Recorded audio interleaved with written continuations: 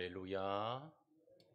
오늘 오후에도 주님이 찾아와 만나 주시는 귀한 시간 되기를 주의 이름으로 축원합니다. 요즘 많은 여성들이 피 터지게 하는 전쟁이 있다는 거예요. 뭘 피 터지게 전쟁을 할까? 답은 살과의 전쟁이라고 그래요. 예, 살을 빼려고 아주 피 터지게 전쟁을 하지만 우리가 선한 싸움을 위해서 피 터지는 전쟁, 영적 전쟁을 잃어버리지 않아야 할 줄로 믿습니다. 오늘 우리의 영적 전쟁은 편안할수록 잊어버립니다. 오늘 초대교회 성도들은 날마다 살아도 주를 위해, 죽어도 주를 위해 죽으리라.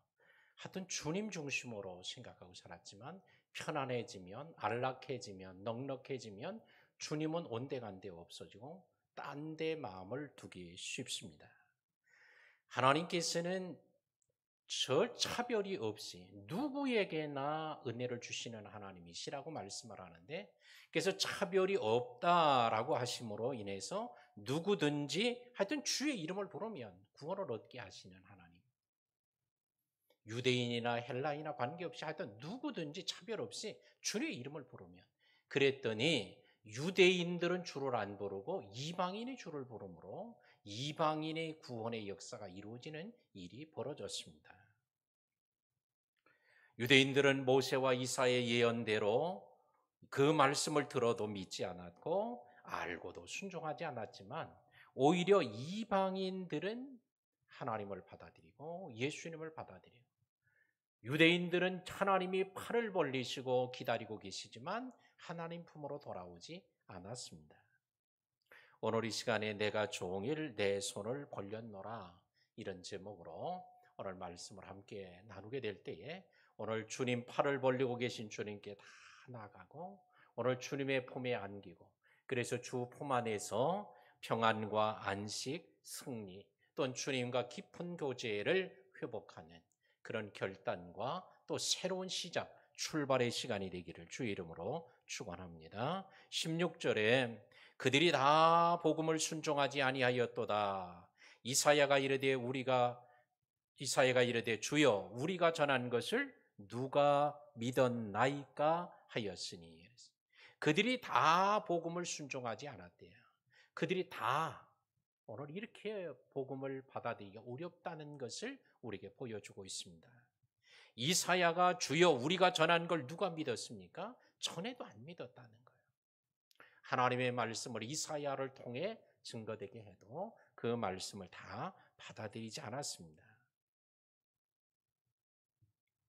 복음을 전해도 이렇게 순종함으로 구원받는 사람이 있는 반면 순종하지 않는 무리가 항상 어느 때나 있었어 왔으니, 우리는 그래도 실망하거나 낙심하지 말고 복음을 전할 수 있는 기회를 놓치지 않는 우리 성도들이 돼야 할 줄로 믿습니다. 17절에 믿음은 들음에서 나고 들음은 그리스도의 말씀으로 말미암는다 그랬어요. 믿음은 들음에서 나는데 그럼 무엇을 듣느냐? 아무 말이나 듣는다고 믿음이 생기냐? 그렇지 않죠. 복음을 들을 때 믿음이 생기고, 하나님의 말씀을 들을 때 믿음이 생기고, 구원의 역사가 이루어지는 줄로 믿습니다. 그러므로 하나님의 말씀에는 어떻게? 귀를 열고 마음을 열고 입을 열고, 오늘 입을 넓게 열어서 복음도 전하고 귀를 활짝 열어서 말씀을 듣고 마음을 열어서 하나님의 말씀을 내 마음에 간직해야 할 줄로 믿습니다. 중국에 가면 만리장성이 있죠. 뭐 가보신 분들 다 보셨겠습니다만은, 그러나 그 만리장성을 다 처음부터 끝까지 다닌 사람은 한 사람도 아마 없을 거예요. 왜? 그 길이가 얼마나 길었으면 만리가 된다고 그래서 만리장성이라고 그랬겠어요? 약 한 3천여 킬로가 된다고 하는데 실제로는 그보다 훨씬 더 길다는 거죠. 왜? 꼬불꼬불 하니까. 왜냐하면 일직선으로 성을 쌓을 수는 없어요. 그러다 보니까 산의 형세에 따라서 구불거리고 높아지고 낮아지고 하다 보니까 만리장성은 그보다 훨씬 길죠. 그래서 그 높이가 9m나 되고 두께는 약 5m 정도로 넓고 길이가 수천 킬로에 달하죠. 그래서 달에서도 보면 만리장성이 보인다는 거예요. 우주 정거장에서도 보면 만리장성이 보인다는 거예요. 그 정도로 되는데 이 만리장성을 왜 쌓았습니까? 하도 오랑캐들이 유목민 오랑캐들이 하도 침략을 해와서 약탈해 가니까 그들을 막으려고 이 만리장성을 쌓았어요. 근데 만리장성을 쌓아놓고 그러면 이제 절대로 유목민이 그걸 넘어올 수 없을 거라고 생각했는데 만리장성을 쌓아놓고 100년 동안에 약 3번의 큰 침략을 당하고 약탈을 당했다는 거예요. 그러면 이 오랑캐들이 만리장성을 허물고 들어왔을까? 한 곳도 허문 적이 없다는 거예요. 그럼 만리장성을 넘어서 왔나? 넘은 곳도 없다는 거예요. 그럼 만리장성을 저 멀리 돌아서 왔나? 돌아온 적도 없어요. 근데 왜 어떻게 해서 이렇게 침략에 성공했을까? 만리장성을 점령할 수 있었을까? 그들은 딱 하나. 문지기를 뇌물을 주고 매수해서 문을 열게 해놓으니까 그러니까 열린 문으로 들어가서 약탈하고 그 지역을 정복하게 됐다는 거예요.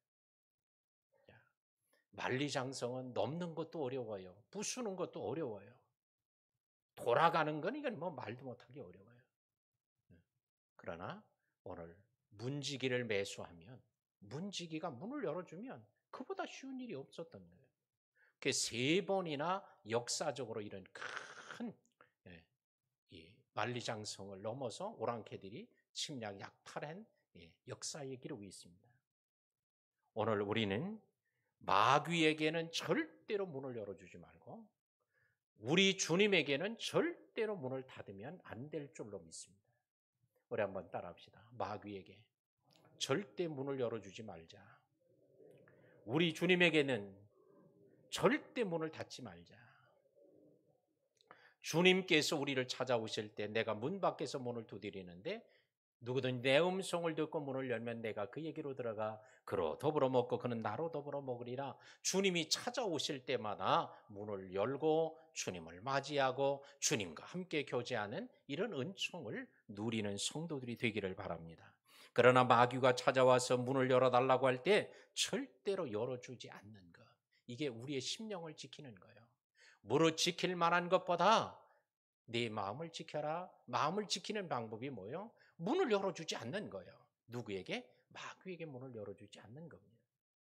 오늘 우리 주님께서 말씀할 때 귀를 닫지 말고 귀를 열고 우리 주님께서 말씀할 때 우리의 마음을 닫지 말고 마음을 열고 주의 말씀을 우리의 마음에 심으면 30배, 60배, 100배로 결실하게 될 줄로 믿습니다.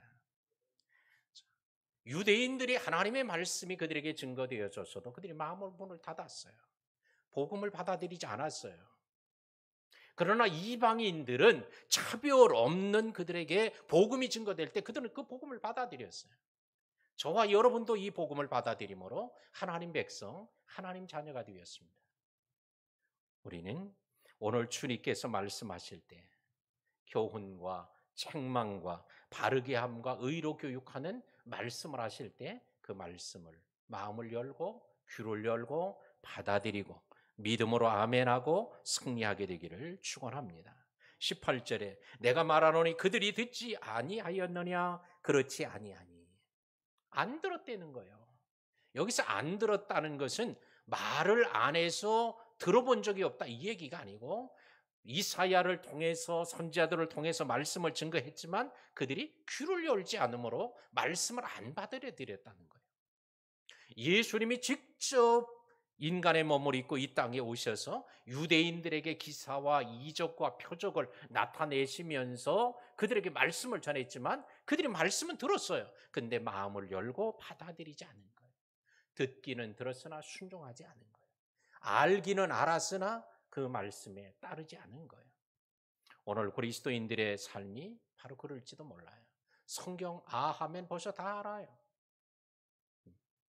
하면 벌써 알아들어요.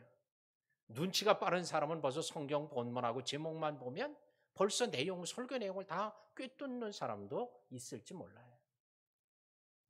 그러나 저는 설교의 내용을 그렇게 꿰뚫을 수 있도록 설교를 제가 안 합니다. 왜? 강해 설교를 하기 때문에 제목 설교 같은 걸 하면 벌써 꿰뚫어요.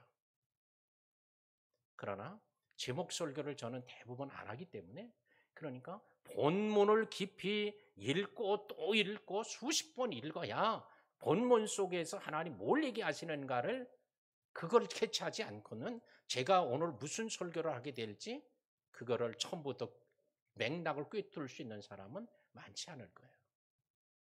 그러나 오늘 하나님의 말씀을 우리가, 유대인들은 잘한다고 생각했어요.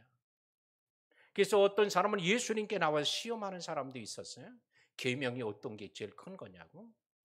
이거는 몰라서 묻는 게 아니라 시험하려고 하는 거예요. 안식일에는 이렇게 하는 게 옳으냐? 예수님을 시험하려는 거예요. 왜 식사하기 전에 손을 씻지 않느냐? 시험하려는 거예요.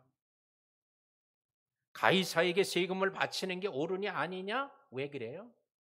시험하려고 하는 거예요. 이미 그들은 결론을 다 내고 있어요. 그러니 말씀을 받아들이지 않은 거죠. 오늘도 너희 그들이 듣지 아니하였느냐? 그렇지 않다. 이미 그 소리가 온 땅에 퍼졌고 그 말씀이 땅 끝까지 이르렀다 그랬어요. 온 땅에 이미 하나님의 말씀이 다 퍼져 증거되어 있었다는 거예요. 그런데도 저들이 오늘 받아들이지 않았다고요.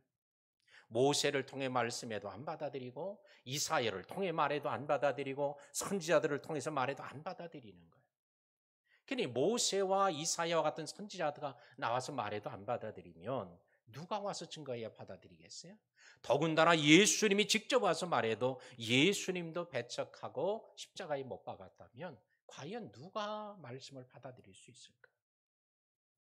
오늘 우리들이 이런 말씀을 생각하면, 야, 이 유대인들은 아주 못된 놈들이구만.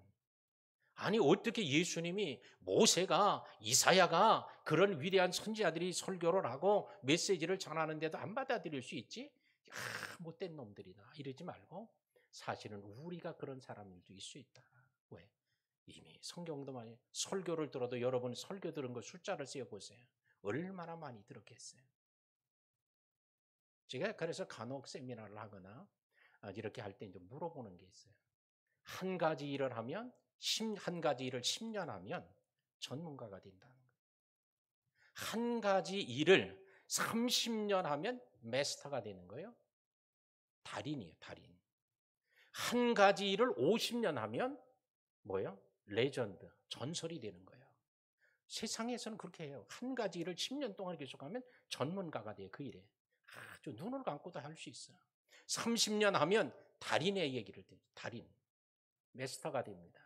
그러나 50년 하면 레전드가 되지만 우리의 신앙생활 몇 년 했어요? 10년 이상 하면 최소한 신앙의 달인이 돼야 되지 않아요?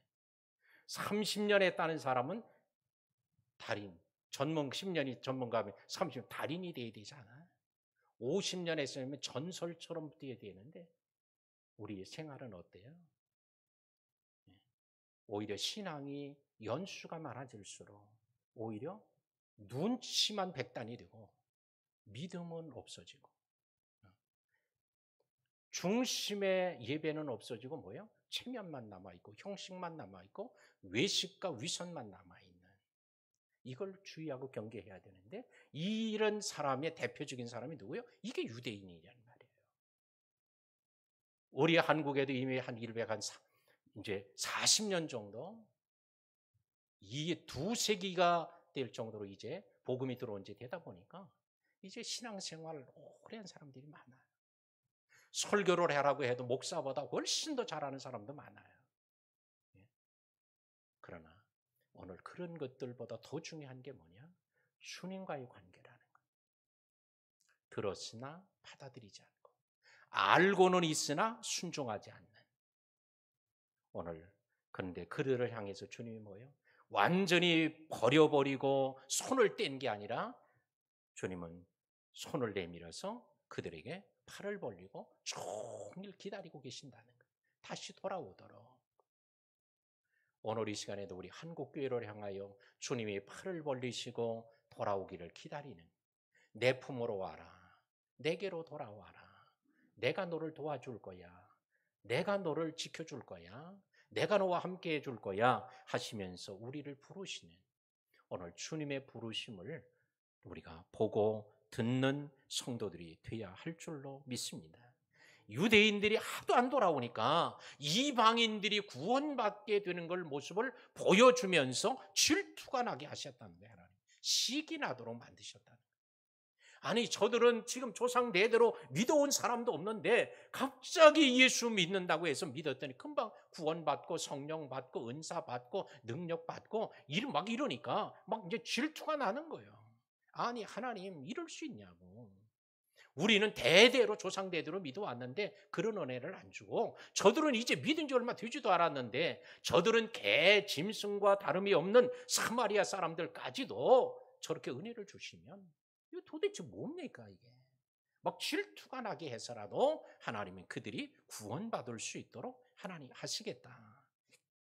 이렇게 오늘 말씀하고 있습니다.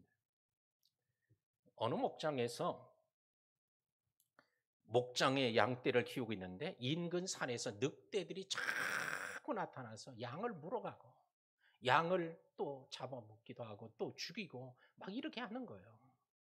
그래서 이 늑대와의 전쟁을 목장의 주인이 늑대를 안 되겠다. 이 철천지 원수다고 생각하고 늑대와의 전쟁을 선포하고 사냥꾼들을 사가지고 그 인근 일대에 있는 그냥 산을 샅샅이 뒤져서 늑대를 몽땅 다 소탕해 버렸어요. 아주 다 죽여버렸어. 그랬는데 이제는 됐다. 이제는 우리 양떼는 건강할 거다. 이제는 이제 밤에 보초를 안 써도 잡아가지 못할 거다. 이랬는데 그해 겨울에 엄청나게 많은 양의 수에 양이 병들어 죽고 추위에 얼어 죽었다는 거예요. 늑대에 잡혀먹은 숫자보다도 오히려 그해 겨울에 더 많이 병들고 더 많이 얼어 죽는 거예요. 아니 도대체 이게 뭐야? 내가 잘 먹여주고 잘 재워주고 다 편안하게 해주고 늑대도 다 잡아줬는데 아니 왜 병들고 왜 죽을까? 알고 보니까 전문가들이 와서 조사를 해보니까 늑대가 있을 때는 늑대에 안 잡혀 먹으려고 막 늘 신경을 쓰고 한시도 가만히 있질 않는 거예요. 언제 이 늑대가 나타나나 사방을 경계하면서 그냥 조금만 나타나도 그냥 부랴 도망을 치고 이리 가고 저리 가고 하면서 운동을 하니까 건강해져서 병도 잘 안 났는데 근데 이 늑대가 없어지니까 이거 뭐 누가 틀어놓자든 낮잠을 자든 뭘 하든 아무런 것도 없는 거야. 그러니까 뭐예요? 몸이 점점 더 약해지고 병들어져요. 그러니까 겨울이 오자 약해진 몸에 결국은 병에 들려 죽고 또한 약해지다 보니까 뭐예요? 얼어 죽어. 자, 우리는 때때로 이와 같은 늑대들이 있게 되어지는 것. 이게 하나님이 안 계셔서 그러는 게 아니에요. 하나님이 사랑하지 않아서 그러는 게 아니라 오히려 더 건강해지도록 더욱더 우리로 하여금 하나님과 깊은 영성을 가지고 살아가도록 깨어 있도록 하나님 만드시는 은혜 중에 하나입니다. 그러므로 오늘 늑대를 불평하지 말고 오히려 늑대를 통해 주시는 하나님의 은혜를 감사하는 우리 성도들이 되어야 할 줄로 믿습니다. 요셉이 30세에 애굽의 총리가 되었어요. 우리가 뭐 잘 아는 이거죠. 근데 애굽의 총리가 되었을 때에 이 총리를 누가 만들었을까? 첫 번째는 하나님이 하신 거예요. 두 번째는 요셉이 자기가 똑똑해서 된 거예요. 세 번째는 누구요? 자기를 팔아먹은 형제들 때문에 된 거예요. 사실은 공로자 중에 하나가 누구요? 자기를 팔아먹은 형제들이요. 그를 안 팔아먹었다면 애굽에 갈 일이 있어요? 갈 일이 없어요. 그를 안 팔아먹었다면 보디발의 집에 갈 일이 없어요. 안 팔아먹었다면 바로의 꿈을 해석할 기회도 없어요. 근데 어떻게 보면 자기를 팔아먹은 그 형제들이 요셉을 총리로 되게 만드는 공로자가 된 거예요. 오늘 우리들의 삶에도 이방인들이 은혜 받고 이방인들이 구원받은 것, 유대인들은 불평했지만 하나님은 한편으로 그들을 통해서 시기 나게 해서라도 하나님의 백성들, 유대인들이 모세의 말도 이사야 선지자 말도 예수님의 말도 안 들었던 그들이라도 질투가 나서라도 하나님 앞에 구원받도록 하시려고 하나님이 사용하는 도구였다는 거예요. 사랑하는 우리 성도 여러분, 우리의 삶 속에서도 하나님이 주시는 은혜는 형통함, 아무 일이 없는 것만이 은혜가 아니에요. 때로는 질병도 은혜가 되기도 하고요. 때로는 가난도 은혜가 되기도 하고요. 때로는 무식함도 은혜가 되기도 하고요. 때로는 무시당함도 은혜가 되기도 하고요. 때로는 상처받음도 은혜가 될 수 있어요. 왜? 그걸 통해 더 주님을 의지하게 되니까. 우리의 힘과 능력으로 살 수 없다는 걸 깨닫는 기회가 되니까. 그냥 병원에 가서 약 한 번, 주사 한 번 맞고 약국에서 약 처방받은 거 한 3일만 먹으면 똑 떨어지는 이런 질병 같으면 이건 하나님 의지 아니에요. 그러나 하나님을 의지하지 않는 질병, 하나님을 의지하지 않으면 도무지 해결될 수 없는 질병들이 있을 때 하나님은 어디 계시는 겁니까? 내가 뭘 그렇게 잘못했다고 해서 나한테만 이런 일을 행합니까? 이럴 게 아니라 오히려 그것이 우리를 더 유익하게 하고 기도하게 하고 엎드리게 하고 하나님을 찾게 한다면 그것은 우리에게 모든 것이 합력하여 선을 이루시는 하나님의 은혜의 수단이 될 줄로 믿습니다. 이 은혜의 수단은 뭐 우리의 생각으로 도무지 또는 우리의 머리로 도무지 납득할 수 없는 것들이 너무 많아요. 은혜의 수단이. 이걸 means of grace라고 부르는데요. 신학적으로. 이 은총의 수단이 뭐 수도 없이 많아.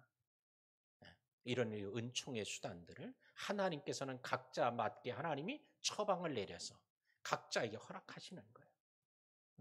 그래서 이런 하나님의 은혜의 수단들을 우리가 하나님께서 허락하시는 것을 우리의 영적인 눈으로 발견하고 그걸 깨닫는 성도들이 될 때에 우리의 신앙은 훨씬 더 성숙해지고 우리의 신앙은 훨씬 더 진보하게 되어질 줄로 믿습니다. 마지막 21절에 이스라엘에 대하여 이르되 순종하지 아니하고 거슬려 말하는 백성에게 내가 종일 내 손을 벌렸노라. 우리 한번 따라합시다. 내가 종일 내 손을 벌렸노라.